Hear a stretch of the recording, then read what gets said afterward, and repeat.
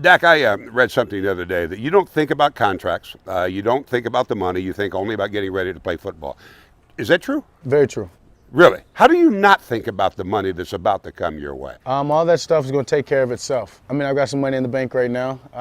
It's more money than I guess I could say I've not necessarily ever dreamed of, because I plan to be in this position at a young age, but that's not what it's about for me. It's about winning, and it's about going out there and playing with these guys that we're sacrificing and sharing all this committed time with to go and put our efforts out there on the field. Stephen Jones said the other day that we can't pay everybody top dollar. Would you not consider taking less money because of this stupid question?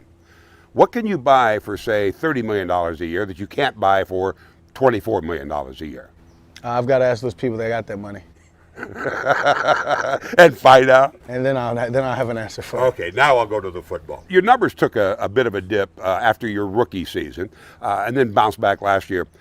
Is there a direct correlation between your numbers and your performance and having Zeke Elliott on the football field? I think it's about being comfortable. I wouldn't necessarily tag it to one guy necessarily, because you can go back and you can look at some of those times. Zeke wasn't there, an offensive lineman wasn't there, this guy wasn't there. So it's hard to just say one guy dictates that. But obviously when you're able to run the ball in the National Football League, it opens up everything. It opens up the play action game, or it makes the defense load the box, so you can have your one-on-one matchups outside. There's a lot that comes into play when you have a good runner. So let's not lose the value of that. Has the game completely slowed down to the speed that you expect it to be now, or do you still see a need for the game to get easier as you go forward? The game can always get easier, but it definitely slowed down. It slowed down in the latter part of the year, and it was something interesting for me to notice. You get out there and you see them trying to disguise, and you're almost, it's laughable. Like, really, you've got to do this, you've got to do that. At the end of the day, every gap should be accounted for.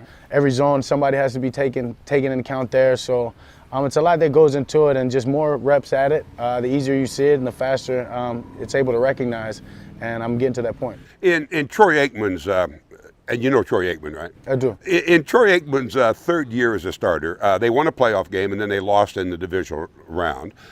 In your third year, the same exact thing happened. In Troy Aikman's fourth year, they won a Super Bowl. This is your fourth year. So, are you going to continue that path? I think you're telling me. I don't necessarily think you're asking me. But I mean, I'm comfortable, and I think that's what it's about. When you're comfortable, when you see the game, as I said, I've been able to see it here lately. You have the talent that we have the leaders that you have.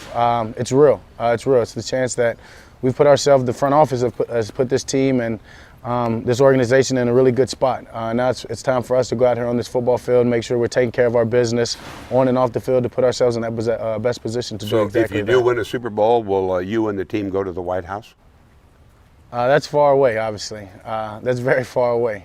So we'll see when we get there.